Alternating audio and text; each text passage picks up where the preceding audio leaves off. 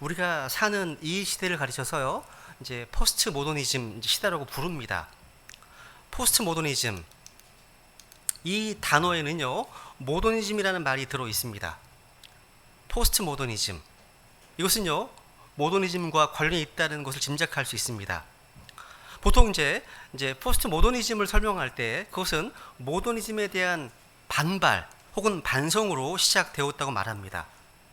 우리가 살기 시작한 바로 전 시대죠. 혹은 우리가 태어나 살기 시작한 시대가 모더니즘 시대인데, 우리가 사는 동안 시대는 모더니즘 시대에서 포스트 모더니즘 시대로 변천되었다는 겁니다. 우리는 흔히 모더니즘 시대에서 포스트 모더니즘 시대로 변천되었는데, 보통 모더니즘 시대의 특성을 말할 때 합리적 이성과 도덕적 보편성의 기준, 그 틀을 가지고 발전과 진보를 추구하던 시대라고 말합니다. 보통. 근데 포스트 모더니즘 시대에 이르러 우리는 어느 날 갑자기 이런 도덕의 틀과 기준을 다 깨는 파괴와 해체를 실험하기 시작한 겁니다. 그래서 전 세계 여러 나라들에서 이제 동성결혼이 합법화되면서 한 남자와 한 여자로 이루어진 가정이 해체되고 있는 겁니다. 가정은 해체되고 도덕적 기준과 권위, 질서가 무너지기 시작한 겁니다. 그러면 이런 시대의 변화 속에서 21세기에 살아가는 우리 성경 신자들, 또 오늘날 이 포스트 모더니즘 시대 사람들은 어떤 사람이 되었을까요? 어떤 사람은 이 포스트 모더니즘 인생을 가리켜서 한마디로 외롭고 고립되어 있고 상처가 많고 그리고 목마른 인생이다, 이렇게 정의했습니다. 오늘날 확산되고 있는 이 코로나 이 역병으로 인해서 더욱더 심화되고 있죠. 이런 포스트 모더니즘 시대의 어떤 인생의 세 가지 어떤 묘사를요, 제가 듣는 순간 떠오른 인물이 바로 오늘 본문의 이 수가 여인이었습니다. 여인이었어요. 오늘 이 여인을 통해서 이 포스트 모더니즘 시대를 살아가는 오늘날 우리 인생의 여러 가지 문제, 좀 복음적으로 좀 그 해답을 좀 알아보고자 합니다. 먼저 이 슈가라는 도시의 이 여인은요, 외롭고 고독한 인생이었습니다. 좀 고립된 인생이었다는 거죠. 다른 사람들과 거리를 두는 인생이라는 거예요. 비슷하죠, 그죠? 오늘날 성경에 나오는 이 여인은 물을 길러 우물가에 나왔습니다. 대부분 보통 여인들은 여러 여인들과 함께 물동을 이고 물을 이는 것이 습관입니다. 근데 이 여인은요, 많은 여인들과 함께 어울리지 못하고 혼자 물을 길러 나왔습니다. 여기에는 사연이 있어요. 이 여인은 아무도 가까이 하지 않으려고 하는 그런 고립된 여자였다는 겁니다. 평판이 안 좋았거든요. 여기 18절에 보면요, 남편이 5이나 있었고 집 있는 자도 내 남편이 아니라고 얘기하고 있죠. 그죠? 남편을 5명이나 바꿨고 지금도 자기 남편이 아닌 다른 남자와 살고 있는 부도덕한 여자이기 때문에 아무도 이 여인과 어울리지 않았던 겁니다. 그래서 이 여자는 홀로 물동이를 가지고 수가의 우물에 왔습니다. 한마디로 사람 만나는 것이 부담스럽고 싫었다는 거예요. 한마디로 고립되어 있었다는 겁니다. 고립되어 있다는 거죠. 이곳이 오늘날 우리 시대의 삶의 풍경이 아닙니까? 한 아파트에 살아도 옆집에 누가 사는지를 몰라요. 제가 사는 빌라는요, 제가 엘리베이터를 타면 누군가 계단으로 올라옵니다. 같이 안 타. 그리고 내가 계단으로 올라가잖아요. 갑자기 계단에서 내려오는 사람이 갑자기 엘리베이터 타고 내려갑니다. 나를 안 만나려고 그러나 봐요. 이런 시대예요 지금. 그러니까 이웃이 문을 열지 않는 것을 이해한다 하더라도 스스로도 문을 닫아 걸고 이웃을 외면버리는 시대를 살고 있습니다. 그래서 우리는 고립되어 버렸고 외로움을 당연한 모습으로 수용하게 된 겁니다. 그래서 오늘날 코비드-19 역병 때문에 비대면 온라인 예배를 들을 수밖에 없는 현실에 적용할 수 있습니다. 여러분, 예수 그리스도를 믿어서 구원받은 하나님의 자녀들이 이런 특수 상황 때문에 모든 성도들이 교회로 함께 모이지 못하고 있는 안타까운 현실을 보고 있지 않습니까? 이러한 모습이 계속 장기화되면 문제가 발생합니다. 정상적으로 성장할 수가 없어요. 교회에 모이지 계속 온라인만 의지하게 되면 귀와 머리는 커지게 되지만 손과 몸은 비대해져서 균형 잡힌 성장을 기대할 수 없기 때문입니다.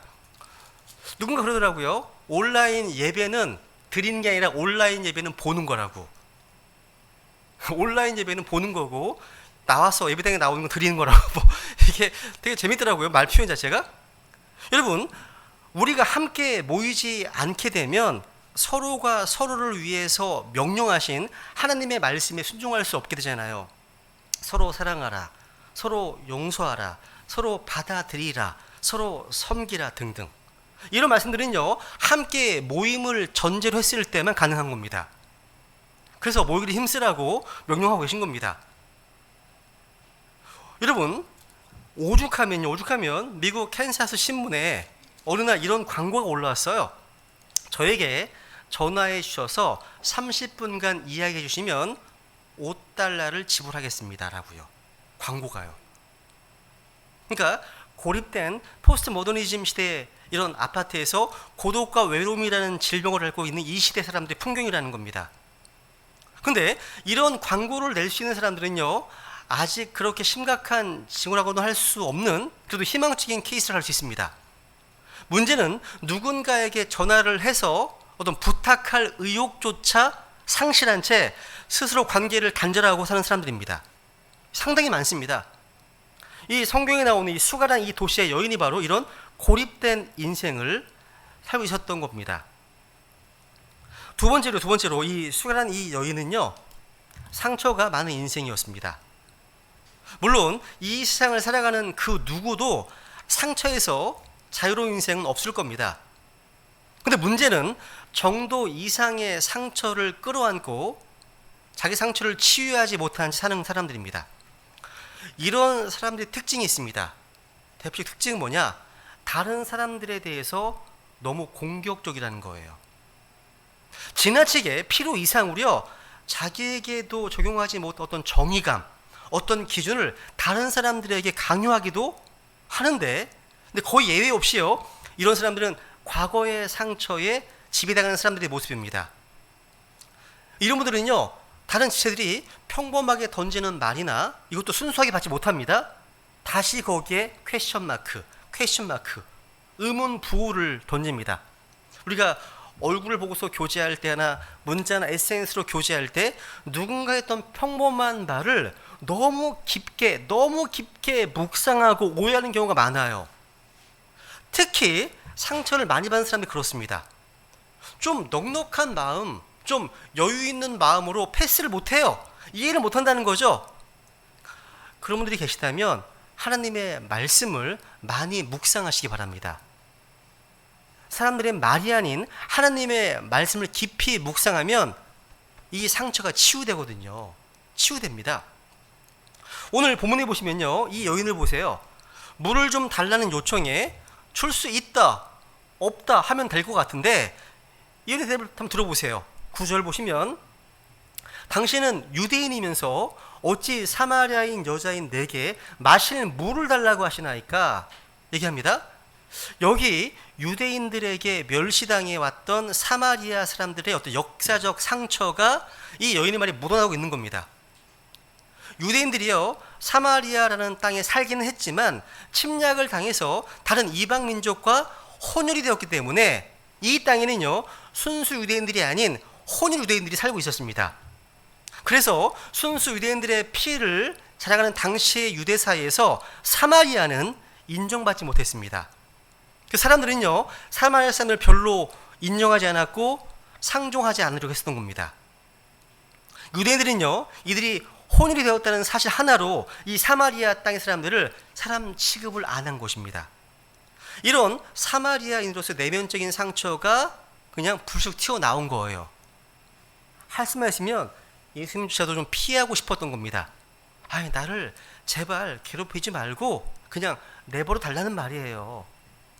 그래서 누군가 그래서 포스트 모더니즘 시대에 상처받은 사람들에게서 가장 많이 입술로 표현되는 말이 뭐냐? Leave me alone. 나를 좀 혼자 내버려 달라는 말. 이런 말을 많이 한다고 하는, 냅둬 이런 말이지, 그죠? 냅두라고요. 혹시 여러분도 지금 이렇게 말하고 싶지 않으십니까? 그렇다면 그 사람도 별 수 없는 포스트 모더니즘 시대의 인생이신 겁니다. 세 번째로 이 수가라는 여인은, 이 도시 이 여인은요, 목마른 인생이었습니다. 오늘 본문에서요, 예수님과 이제 물 기르러 나온 이 여인과의 대화에서 제일 흥미로운 대화는 물 좀 달라는 예수님이 갑자기 여인에게 이렇게 말씀하시는 내용이에요. 10절 한번 읽어볼까요? 같이요? 시작. 예수님께서 그녀에게 대답하여 이르시되 내가 만일 하나님의 선물을 알고 또 내게 마실 물을 내게 달라는 이가 누구인 줄 알았더라면 그에게 구하였을 것이요 그가 내게 생수를 주었으리라 하시니 말씀하시네요. 예수님은 이 여인이 목마른 인생인 것을 알고 계셨습니다. 중에서는요, 하나님의 선물을 주고 싶어 하세요. 목마른 사람에게 생수를 주고 싶어 하십니다. 생수가 무엇입니까? 구약 성경을 읽어본 사람이라면 생수가 무엇인지 너무 잘 알고 있습니다. 주님께서 바로 생수의 샘이시거든요. 읽어볼게요. 예레미야 13절 시작. 내 백성이 두 가지 악을 행하였으 곧 그들이 생수의 샘인 나를 버렸고 또 자기들을 위해 물 저장고들 즉 물을 가두지 못할 터진 저장고들을 팠느니라 말씀하시네요. 그러니까 생수의 샘이신 주님을 버리고 물 저장고를 파는 것은 어리석은 짓이잖아요. 이는 우물을 버리고 500ml 물병을 달라는 것 같은 겁니다. 주님께서 생수의 샘이십니다. 사람은요, 하나님께서 창조하실 때 하나님의 형상으로 지어주기 때문에 하나님이 없으면 목마름을 느끼게 됩니다. 하나님이 없으면 사람은 뭔가 부족을 느낍니다. 이것이 목마름이고 갈급함입니다. 그런데 사람이요, 그 주님을 만나게 되면 갈증이 해소되는 것처럼 만족하게 되는 겁니다. 이런 관계가 바로 하나님과 사람의 관계입니다. 그런데 하나님을 모르는 인류는 하나님만이 우리의 목마름을 해결할 수 있는 존재라는 것을 모릅니다. 그래서 스스로 자기 이 목마름을 해결해 보려고 노력하는데 그 대표적인 인물이 바로 수가 이 여인입니다. 이 여인은요, 목마른 인간을 대표해서 자기 나름대로 그 목마름을 해결해 보려고 노력을 해왔습니다. 그래서 결혼을 5번이나 한 겁니다. 얼마나 목이 말랐으면 남편을 몇 번이나 바꿨습니까? 몇 번이나? 5번이나 바꾸었습니다. 이 남자가 나의 목마름을 해결해 줄 수 있을까? 에이, 안 되네. 딴 남자로 바꿔보자. 그러니까 정말 이상적인 남자로, 이상적인 일로 생각한 또 다른 남자로 이렇게 5번을 시도했지만 해결이 안 되었던 겁니다. 그런데 여러분, 도대체 나의 목마름을 어떻게 채울 수 있을까 하면서 방황하는 한 목마른 여자가요, 수가의 우물가로 물을 기르러 나온 겁니다. 그걸 주님께서 미리 아신 거예요. 예수님께서는요, 자신의 전지하심으로 사마리아에 목마른 한 여인이 있다는 것을 아셨습니다. 다 아셨습니다. 그래서 그 여인도 올 것을 아시고 그 시간에 미리 가셔서 앉아 계셨던 겁니다. 그 여인을 만나기 위해서. 그래서 여자가 나타나니까 주님께서 물 좀 달라고 이렇게 먼저 말을 걸었고 대화가 시작되었던 겁니다. 여러분, 이렇게 목마른 인생의 특성이 무엇입니까? 특징. 수가의 여인처럼 계속 바꾼다는 겁니다. 계속 바꿔요. 한 자리에 계속 있을 수 없어요. 그래서 애인을 바꾸고 파트너를 바꾸고 직업을 바꾸고 직장을 바꾸고 또 종교를 바꾸고 심지어 교회를 바꿔보기도 합니다. 그래도 만족이 없습니다. 그래서 그 인생이 방황하는 거예요. 끝없는 목마름, 타는 목마름으로 허덕이는 인생이라는 거죠. 11절에서 주님께서 이 물에 대해 말씀하시잖아요. 이 말씀은 영적인 거고 깊은 것이고 본질적인 것이잖아요. 근데 이 여자는 생수라고 하니까 이걸 물질적으로 생각했다는 겁니다. 여기 13절, 14절 보시면 한번 읽어볼까요? 시작. 예수님께서 그녀에게 대답하여 이르시되 누구든지 이 물을 마시는 자는 다시 목마르려니와 누구든지 내가 줄 물을 마시는 자는 결코 목마르지 아니하리니 내가 줄 물은 그 사람 속에서 솟아나는 우물이 되어 영존하는 생명에 이르게 하리라 하시니라. 주님께서는요, 영원히 목마르지 아니할 물을 주시겠다고 말씀하십니다. 이 세상에서 우리가 얻는 물은요, 다 불완전한 만족을 줍니다. 그래서 다시 목마르게 되어 있는 거예요. 인간은 계속해서 뭔가를 추구합니다. 이 목마름을 해소하기 위해서 뭔가를 얻고자 합니다. 만족을 원합니다. 지위를 얻는 곳에 목마른 사람도 있어요. 지위. 저기까지 올라갔으면 좋겠다. 어떤 영광을 얻으면 만족할 것 같다고 생각합니다. 돈과 재물도 마찬가지예요. 재물을 얻기를 원합니다. 어느 정도까지 있으면 좋겠다. 적어도 한 20억, 30억 이런 어떤 목표를 놓고 그걸 달리는 거예요. 어떤 사람들은 학업의 성취에 대해서 목표도 있습니다. 어느 대학을 나왔으면 좋겠다.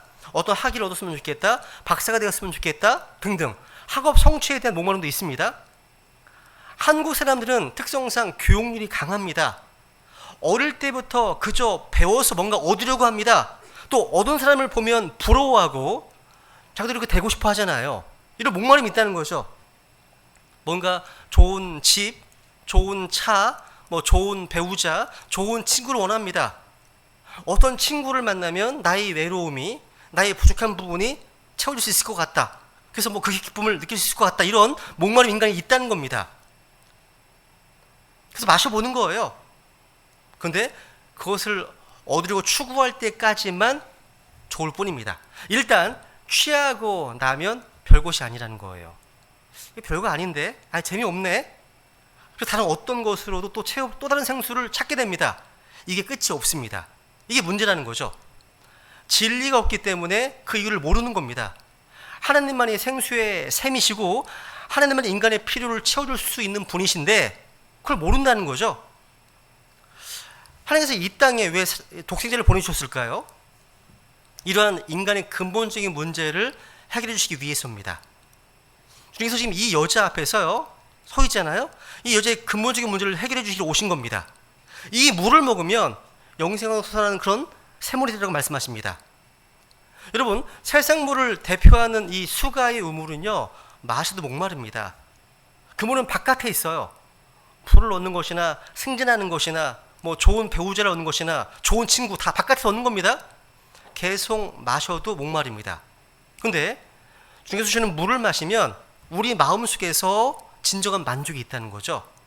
영혼으로 사는 우물이라는 겁니다. 이런 거 보면요 우리 주님께서는 정말 멋있게 복음을 전하셨습니다. 멋있게요. 진짜 멋있게 전하셨습니다.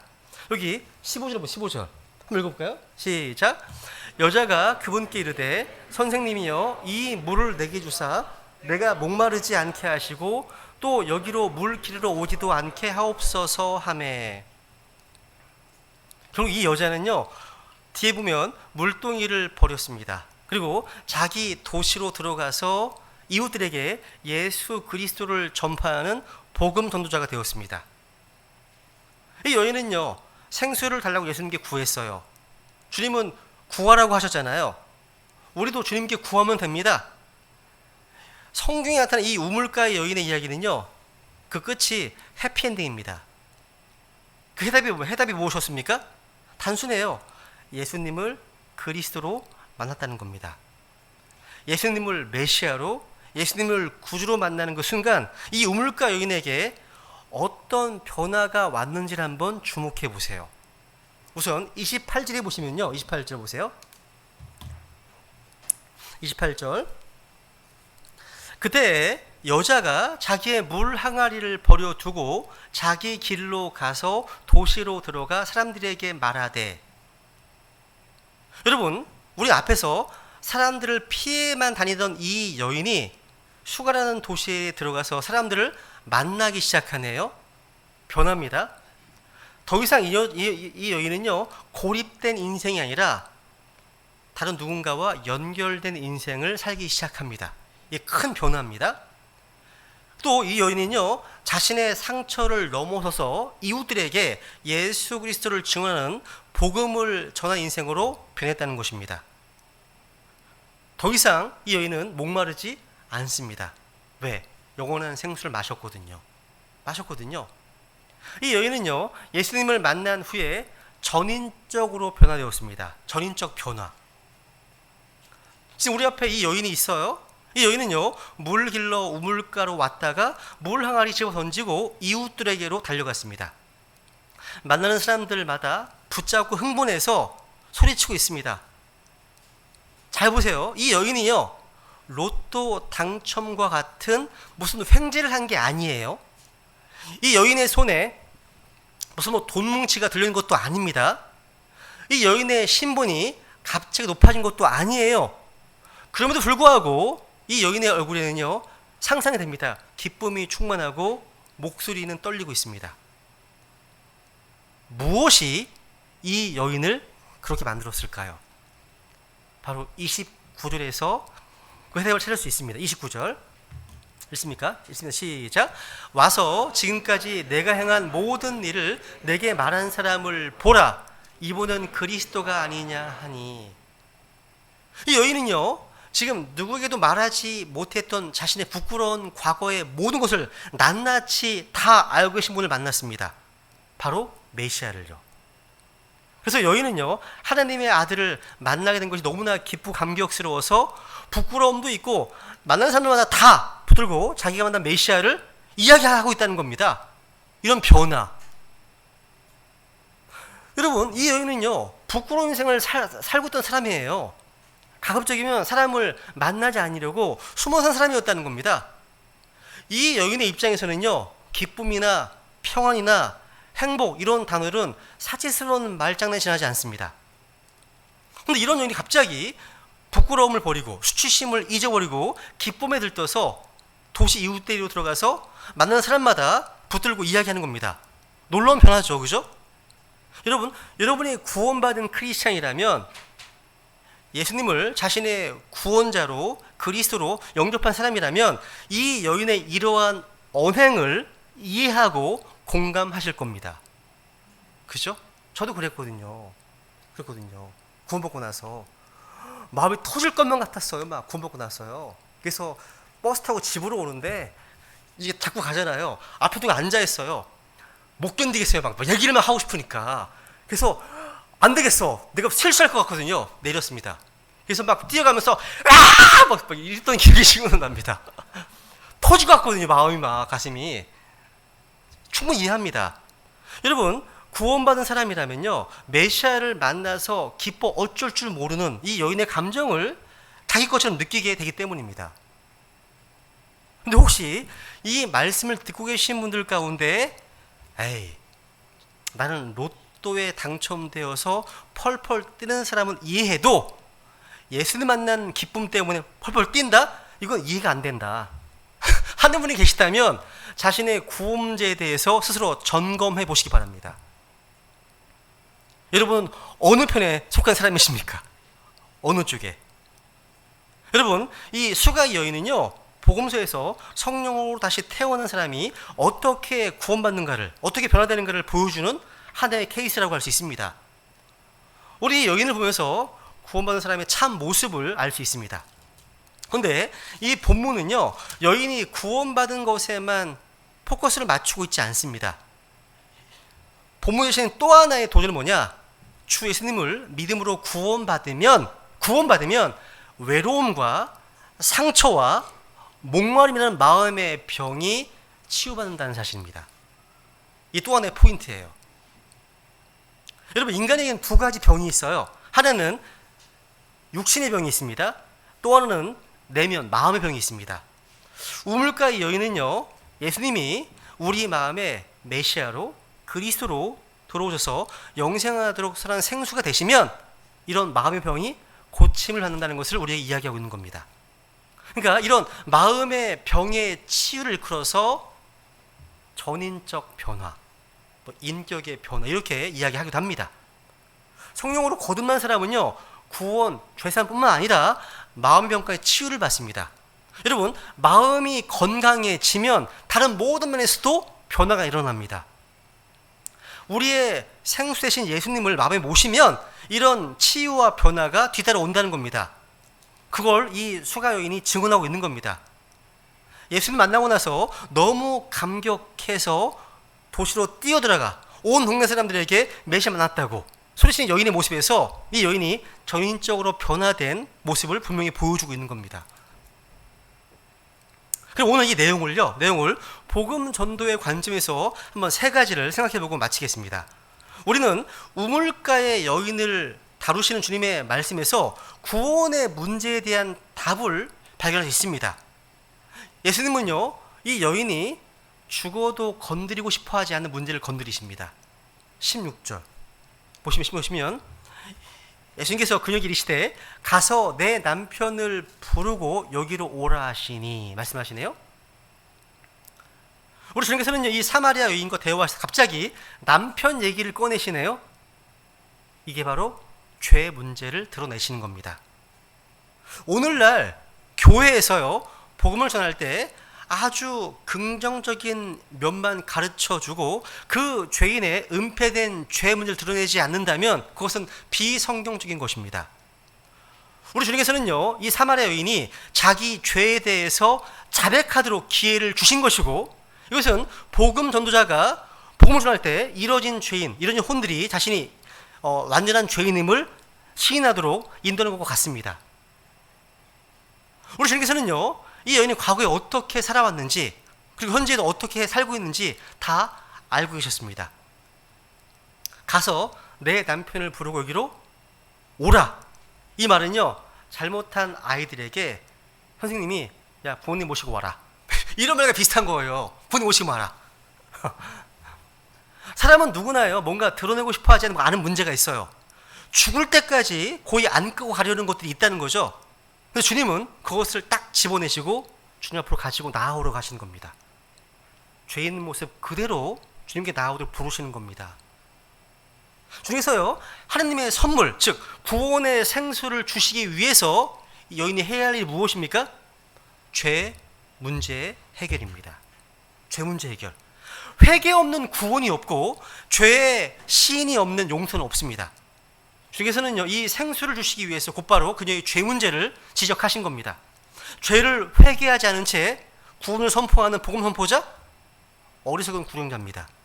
진정한 구령자는요, 죄인들에게 죄를 지적하고 그 죄에 대해서 고백하게 하고 죄 이름을 깊이 인정하게 한 후에 주님의 이름을 부르게 하는 사람입니다. 순서가요. 아마 가서 내 남편을 부르고 여기로 와라, 이 주님의 말씀은요, 이 여인에게 천둥 소리처럼 들렸을 겁니다. 우리는 이 여인이 이 주님의 말씀을 듣고 얼마나 놀랐을지, 얼마나 정신이 없었을지 상상할 수 있습니다. 여인이 대답을 못하고 우물쭈물하다가 갑자기 저는 남편이 없나이다 이렇게 말합니다. 없다고. 18절에 보니까 주님께서 말씀하십니다. 내게 5 남편이 있었고 지금 내게 있는 자도 내 남편이 아니니 그 점에서 네 말이 참되도다 말씀하십니다.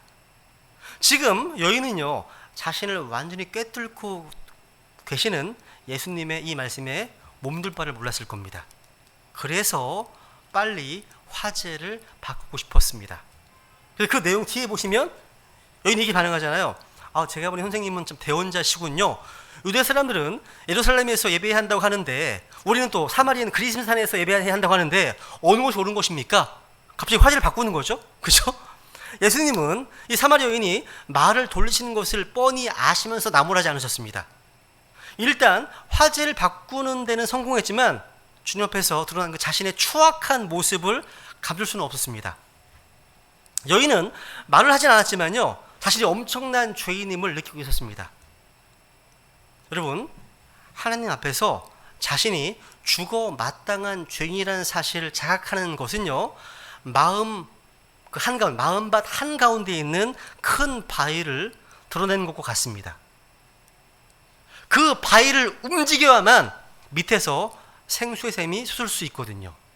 그러니까 죄에 대한 인식이 없이 구원받는다? 불가능합니다. 불가능한 겁니다. 바위가 누르고 있는 이상 생수의 샘들은 솟아나지 않는다는 사실이에요. 주님께서 여인의 죄 문제를 거론하시는 이유가 바로 여기 있다는 사실이죠. 두 번째로 주님께서는요, 복음을 전할 때 각 사람의 형편을 따라서 접근하시는 사실입니다.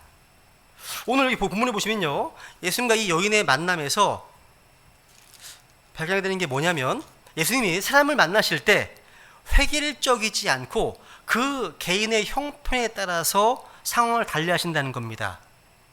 어떤 교회는요, 6일간의 성경 강의를 들어야면 구원받는다고 얘기하는 사람이 있어요. 아닙니다. 각 사람에 맞춰 사람이 또 반응하십니다.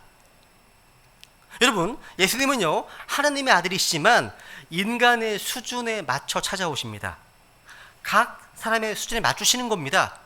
예수님은 잃어버린 것을 찾아 구원하러 오셨습니다. 주님은요, 내가 온 곳은 양들이 생명을 얻게 하고 또 생명을 더 풍성히 얻게 하려 함이라 말씀하셨습니다. 그리고 그들을 위해서 자기의 생명을 십자가에 쏟아 부으셨습니다. 그런데 예수님은요, 사람들을 만나실 때마다 그들의 각각의 처지와 형편에 맞춰주셨습니다.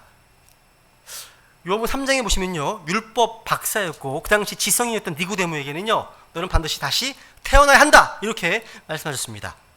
하지만 사마리아 수가 여인에게는요, 아무것도 요구하지 않으셨습니다. 오히려 영원히 목마르는 생수를 주시겠다고 말씀하십니다.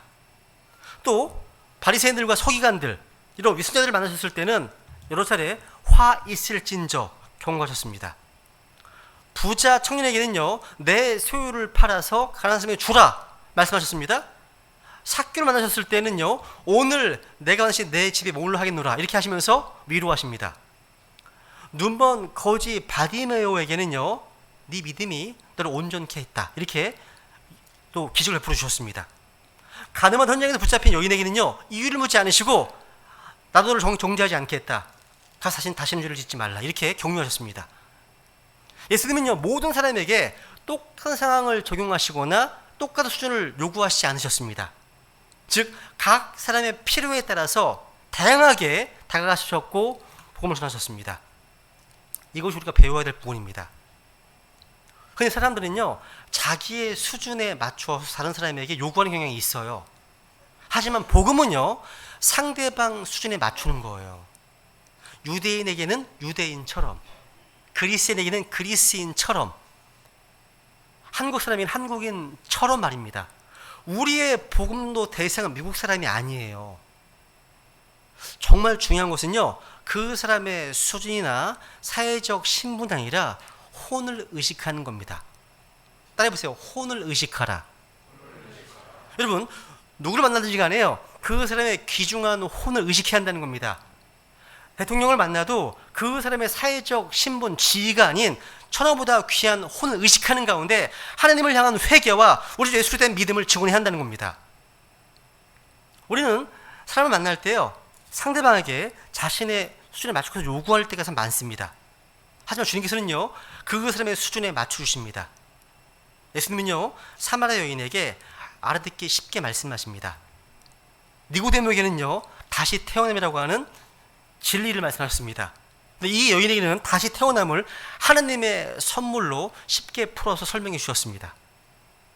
즉 복음 연도는 뭐냐? 상대방과 눈높이를 맞추는 것이 우리에게 교훈하고 있는 겁니다. 이제 마지막으로요, 복음도 관점에서 아주 중요한 질문만 남아있죠, 그죠? 이 우물가의 여인을 전인적으로 변화시킨 예수님은 도대체 누구신가라는 겁니다. 도대체 예수님이 누구시기에 이 고립되고 상처 많고 목마른 인생을 이렇게 한순간에 바꿀 수 있단 말입니까? 오늘 본문에 나타난 예수님의 모습은요, 이 여인의 모든 것을 다 알고 계셨습니다. 분명 이분은 인간 그 이상의 분이십니다. 그래서 성경은 예수님 메시아이시고 하느님이시라고 말씀하시는 겁니다. 여기 25, 26절을 보실까요? 한번 25, 26절 시작. 여자가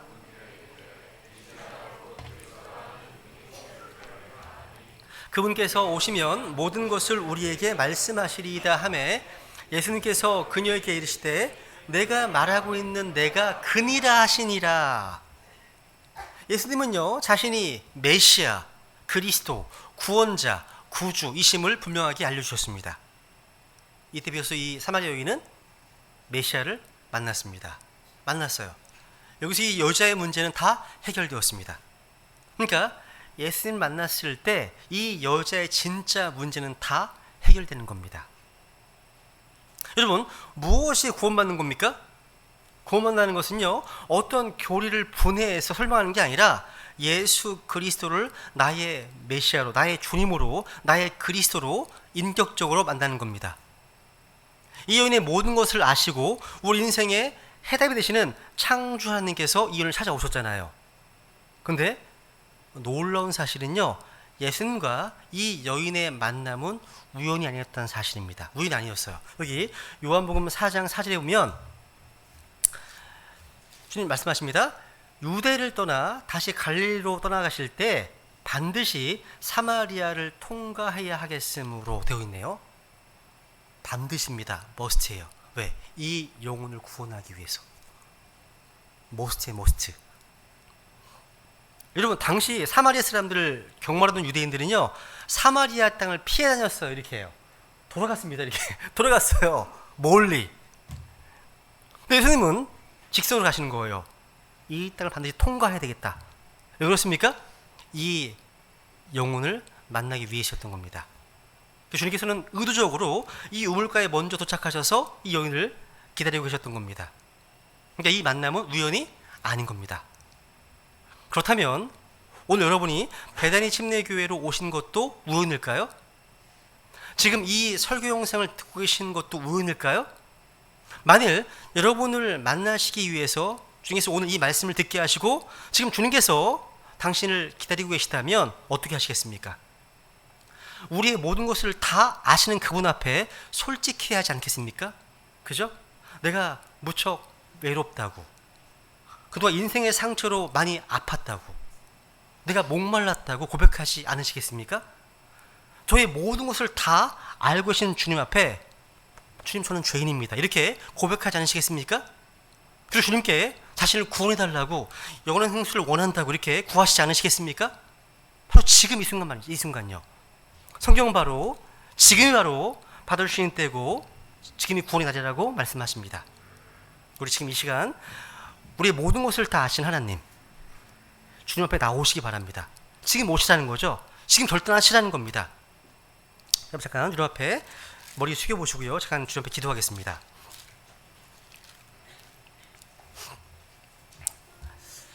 하나님께서는요, 자신의 독생자를 보내셔서 목마른 인생들에게 생수를, 영원히 목마르지 않고 그 속에서 영존하는 생명이 이르도록 솟아나는 샘물을 주시기를 원하십니다.